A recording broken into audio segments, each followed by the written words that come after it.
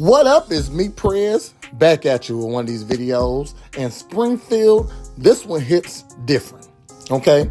On July 6, 2024, Sangamon County Deputy Sean Grayson responded to Sonya Massey's 911 call for help and then left her dead in her own home, unarmed, in the kitchen. He was convicted of second-degree murder, sentenced to 20 years in January 2026, and just days ago, he filed paperwork asking for the Illinois Prisoner Review Board to let him out early.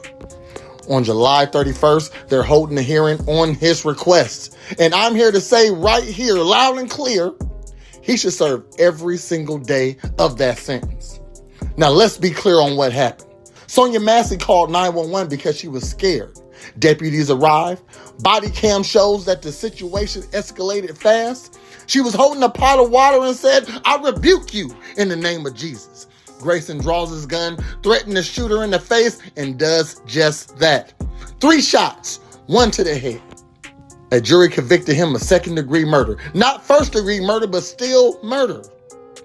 In January, the judge gave him a maximum of 20 years. In May, the judge denied the request to reduce it. Now, after barely serving any real time towards the sentence, he's going to the Prisoner Review Board asking for an early release. It's called pro se, meaning he filed for it himself. So here's what's happening on July 31st. The Illinois Prisoner Review Board, the same board that decides medical releases and certain paroles, will hear his application. Now let's talk about privilege for a second. Sean Grayson had a documented history of misconduct before he even came to Sangamon County's deputies, including issues that got him discharged from the Army.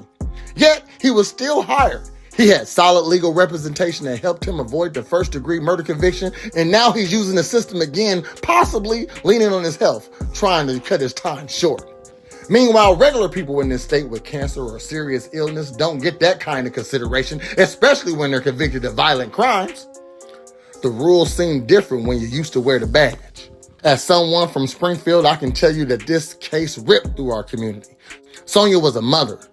Her family has been fighting for justice every step of the way. We saw protests, we saw national attention, and we even got some real change with the Sonya Massey bill for better background checks for police hires.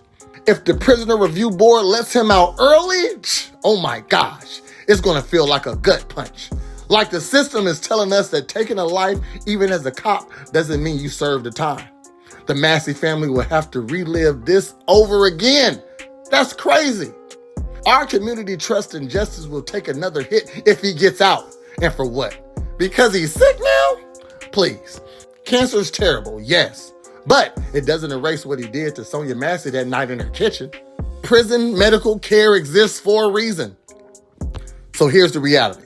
Across Illinois and the country, early release, even for compassionate or medical release for people convicted of serious violent crimes, is extremely rare. The Joe Coleman Act gave the Prisoner Review Board the power to release terminally ill or incapacitated people, but they still denied the majority of requests, especially when the public safety and violent crimes are involved.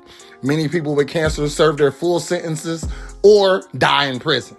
And we just saw what happens when the Prisoner Review Board gets it wrong. They released that Crosetti Brand guy despite all the violations and the threats, and the very next day, he murdered 11-year-old Jayden Perkins in Chicago. That case forced reforms and regulations. So when a convicted murderer, even one with health issues, asks for early release, the answer should be a hard no. Justice for Sonya means the sentence stands.